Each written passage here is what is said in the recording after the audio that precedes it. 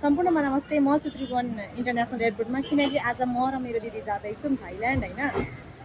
डर लागिरहेछ किनकि मैले इन्डियामा हुँदाखेरि एकचोटि भ्लग बनाएको थिएँ, त्यस पछाडि बनाएको छुइनँ। अब हेरौँ मेरो दिदी यता हुन्छ यहाँ ढिला, हामीलाई चाहिँ ढिला भइसक्यो। त्यही पनि अब हामी छिटो छिटो जाँदैछौँ। मेरो साउन्ड सुने खालको छैन, धेरै हल्ला छ यहाँनिर। अब हामी भित्र छिर्छौँ।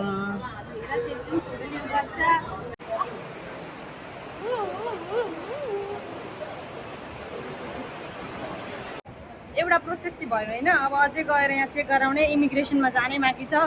अब हामी आइपुग्यौँ। यहाँ चाहिँ बनाउन पाइँदैन, समात्नु हुन्छ। सबै काम सकेर प्रोसेस भइसकेर अब हामी आएको। सबै काम सक्यो, बाथरुम मम्मीले बनाउन लाग्यो। किनकि बाहिर चाहिँ डर लाग्यो क्या मलाई, लाज लाग्यो। डर के आगे जिते सुनेको छैन। यहाँ चाहिँ मान्छेको फोटो सुट भइरहेछ। हामी चाहिँ यति बसिरहेको छौँ। के अरे same same but different, no money no honey. Good होइन, good guy goes to heaven, bad guy goes to Bangkok. आयो हाम्रो पिरेन होइन हौ, ऊ त्यहाँ हो पर, ऊ पर गेट 5 भनिरहेको कि यसबाट चाहिँ चेन्ज भयो। खै त्यस्तै भन्दै थियो। अब म यतापट्टि मान्छे देखेछ कि छैन चाहिँ थाहा हुँदैन, त्यही पनि बोलिरहेको छु होइन। हामी सबै सकेर अब हामी लास्ट टाइममा आइपुग्छौँ बोर्डिङ पासमा। देखेछ नि, बोर्डिङ पास राखेको कसरी देखिन्छ? किनकि अरू मान्छेले देखेर लाज हुन्छ नि त। कति लाजाकी लाजे न त। अनि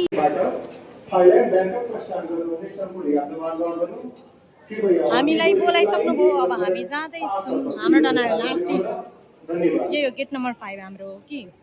अब हामी जान्छौँ। खोइ दिदी आउँदै हुन्छ, दिदी पनि टर्न बाई टर्न त्यही केटी जस्तो लागिरहेको त। अनि हामी जाने हुन्छ। हाम्रो चाहिँ आफ्नो भ्लग चलिरहेको के दुईजनाकै के,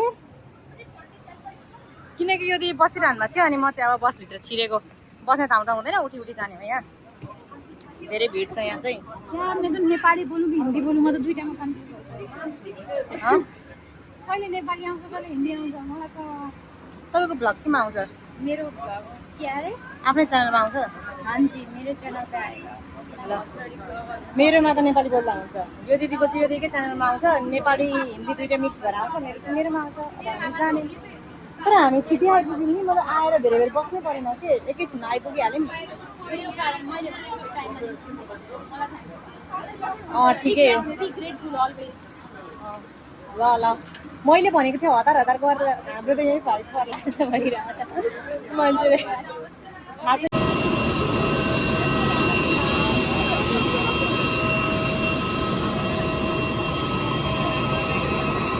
हामी चढ्यौँ प्लेनमा।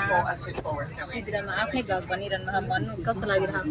मलाई कति राम्रो लाग्यो। कहिले नदेखेको, कहिलेचोटि हेर्दैछु म ब्याङ्कको कस्तो छ भनेको। म त पहिले 2-3 चोटि गइसकेको, यो मेरो थर्ड टाइम हो। म जुबानबाट बयान गर्न सक्दिनँ कि त्यस्तो मलाई भित्रबाट खुसी लागेको छ। अनि साथीभाइहरू यस्तै हेरिराख्नु अनि मजा आउँछ।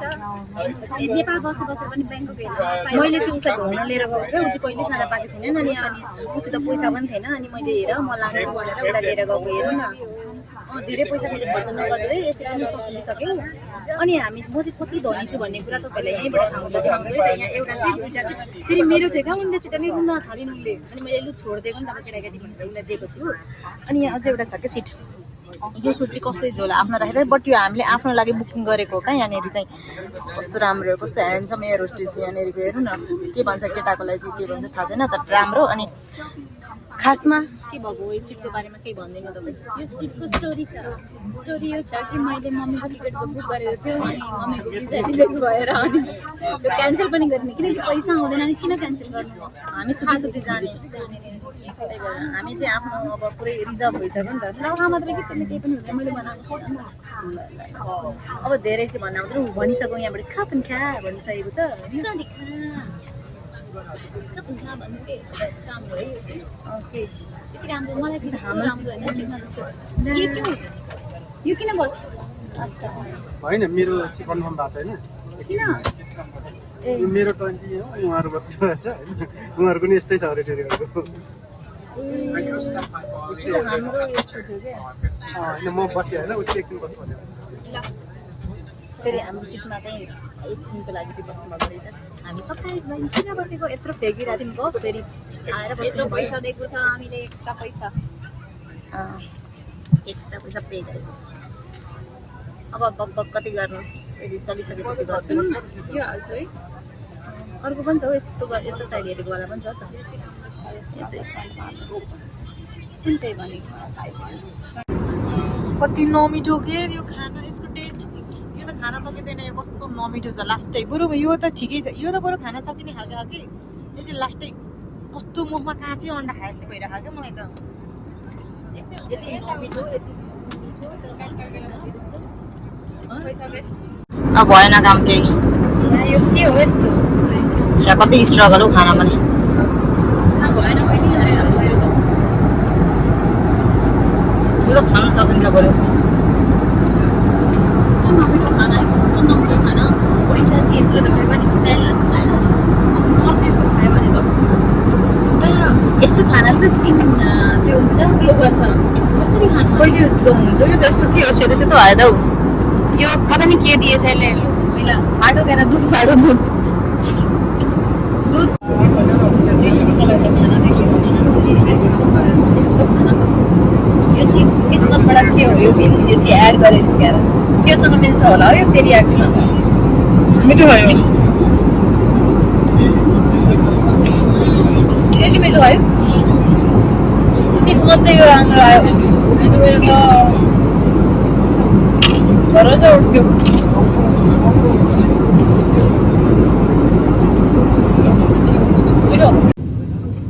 अब चाहिँ हामी ल्यान्ड हुन आँट्यौँ तल तल पुगिसक्यौँ अन्धकार पुरै अन्धकार छ यसरी कहीँ पनि कोही पनि देखेको छैन बट हामी पुग्यौँ अब पुगेर देखाउँछु कस्तो राम्रो देखिरहेको क्यामेराबाट त बरु त्यस्तो क्लियर देखेको छैन छेउमा आइपुगिसक्यौँ बल्ल बल्ल बल्ल 4-4.5 घन्टापछि अब उहाँ गएर देखाउँछु एयरपोर्ट झरेपछि उहाँ गएर भनेको मतलब लु हामी चाहिँ डनमियाङ एयरपोर्ट आइपुग्यौँ गाडीमा भन्दा धेरै अल्छी लागेको ठगिँदै बस्दा बस्दा बस्दा बस्दा बरु गाडीमा त बिचमा उत्रिन पाइन्छ नि त नि यहाँ त पनि पाइँदैन भर्खर रोकेको आफ्नो ब्लग छ मान्छेहरूले बाटो ब्लक छ सबै एयर एसिया मात्रै छ अब के देखाउनु राति हुँदै केही पनि देखाउँदिनँ म त म पुग्छु सोध्छु तर हेरौँ केही हामी नाइट लाइफ हेर्न पनि जान सक्छौँ नि त लु अब गएको है गएको हामी आइपुग्यौँ बस एयरपोर्ट यहाँ आइपुगेको अब अझै झन्झट बाँकी नै छ इमिग्रेसनको के झन्झट बाँकी नै छ धन्न अहिलेसम्म चाहिँ शान्तै छ मान्छेको भिड छैन त्यहाँ गएर चाहिँ थाहा हुन्छ कति भिड हुन्छ भनेर ए खाली खाली छ नि त नि धेरै स्ट्रगलको गरेर आएको हामीहरू यदि गाडीमा आइपुग्ने थियो भने यो ठाउँ थाहा छैन कति दुःख हुन्थ्यो भनेर के हो खै के हो कसरी हो थाहा छैन केही थाई पासपोर्ट फरेन पासपोर्टको लागि चाहिँ पिङ्क कलरको यसमा जाने रहेछ है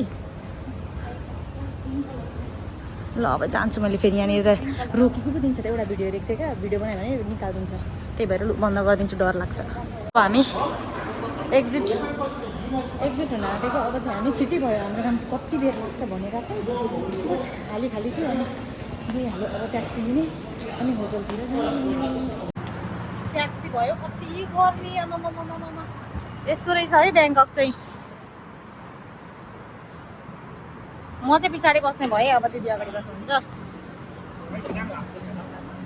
के भन्छ यो ट्याक्सी ड्राइभर के बुझे त मरि जाउँ यार ठोक्यो ब्याग यहाँ बस्यो धन्न यहाँ चाहिँ सुकुन रहेछ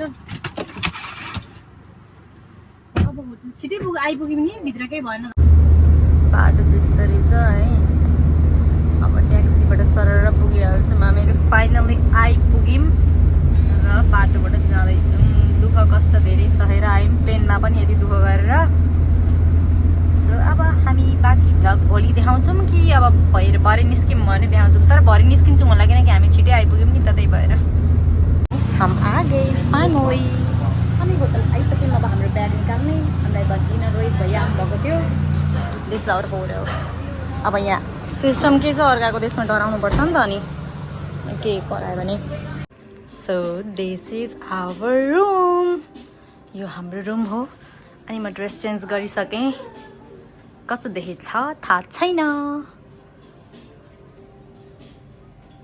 झिरझिर देखेछौ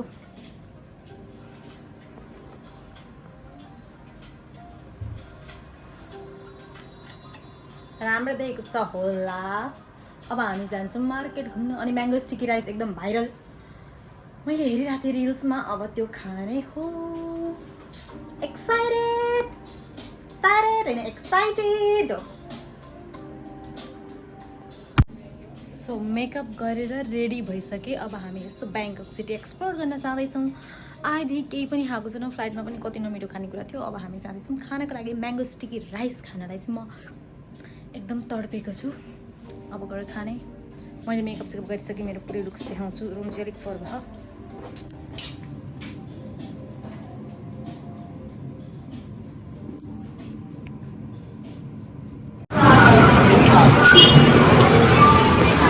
सो हामी चाहिँ अहिले हिँडिरहेको छौँ नाइट लाइफ एक्सप्लोर गर्न। मेरो पनि त्यस्तो खासै त केही पनि छैन अहिले। साउन्ड सुनेको छ कि छैन मेरो, जहिले पनि त्यही भन्नुपर्छ कि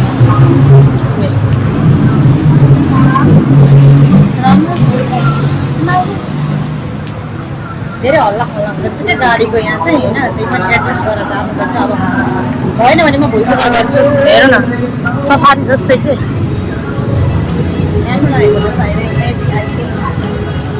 मलाई कसैले पुग्न त पुग्दैनन् होला नि, हाम्रो भिडियो पनि आयो भनेर जाँदैछु के भन्दै। साउन्ड सुनेको छैन, होइन फर स्योर। अहिले चाहिँ रातिको 2 बजिसकेको छ अनि गलेर चाहिँ म पागल भइसकेँ। हिँडेर आएको यत्रो बेर, सो आवाज पनि छैन। बाई बाई, सोना पडेगा अब। भोलि भेटौँला नयाँ ब्लगको साथमा।